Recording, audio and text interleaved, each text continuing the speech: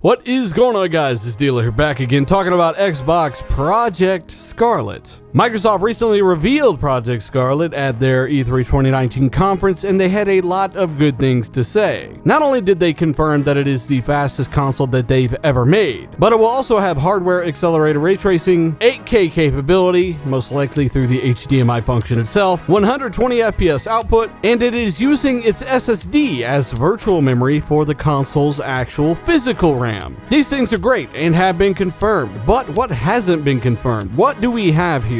Well, today we're talking about something that was acquired from the video itself. Now, if you look closely, you can see some code numbers on these RAM chips in the Project Scarlett trailer. Keep in mind that these are probably really hard to read due to YouTube compression and, of course, the source itself, but they're able to make out these code numbers. And basically what this leads us to, thanks to a source I will link down below, is essentially a product code number. Samsung RAM chips. In fact, these are 2GB chips according to this code, and there are 12 of these chips on the motherboard. Now, once more, I'll link this source down below. If you're using Google Chrome, right-click on the tweet and translate it into English. I've done this several times to make sure there are no mistranslations. I've talked to people about it. If this product code is correct, then this motherboard has 24GB of GDDR6, which seems absolutely crazy to me, and that's in a good way. Now, obviously, take the RAM spec with a grain of salt, but I found this extremely interesting. Question is, how would they leverage such a massive amount of RAM? Will it work in conjunction with the actual SSD, a sort of RAM disk, to speed up load times even more? Speaking of RAM disk, add to that something else that is very interesting, the fact that they're using the internal SSD of Project Scarlett as a virtual memory pool, meaning that if you have a game that actually fills up the available RAM of the system, which is hard to believe given that it's supposed to be 24GB, it will actually spill out onto the system's hard drive. And given that it is an SSD, it's actually fast enough to, well, at least do a little bit of work. Data transferring back and forth between the physical RAM on the motherboard and the SSD will actually move much faster due to the speed of this SSD. If you remember me talking about how they're going to get around the slow speeds of what will be many people's slow external 7200 RPM hard drives that they will be using as an external, this could be one solution. Think about it. What's the point of having a big SSD in your system if it's just going to get filled up in the first year, or maybe you will already have it filled up day one because you have a big library of games? With some kind of memory partition on the SSD itself that will act as some type of super quick cache for the RAM, you could get around those slow external hard drive speeds given you are using a mechanical hard drive. Now, it wouldn't be as quick as using an actual SSD, but it would boost those speeds and keep them pretty consistent, at least according to what I think would happen. So let's say you got a terabyte of games on an old slow hard drive. You plug that old slow hard drive into Project Scarlett, which is super quick. It's SSD powered. Well, if you're playing a game off of that old slow hard drive, it will fill up the RAM of the console first, spill out onto the SSD. Therefore, load times and more would be much faster for that game. But hey, at the end of the day, they didn't explain how many cores were in the thing. They didn't explain if it was multi-threaded. They didn't really tell us anything about the specs that ultimately define what the system is capable of. However, what they have said does give us a really good idea that it is quite capable. Super excited for the box. I don't care how powerful it is, honestly, based off of what they've already said. I know I'm going to be getting 60 FPS gameplay from a lot of the games. I think any game there is can have that option at a very high resolution, which completely changes the game. High frame rates. That's that stuff I do like.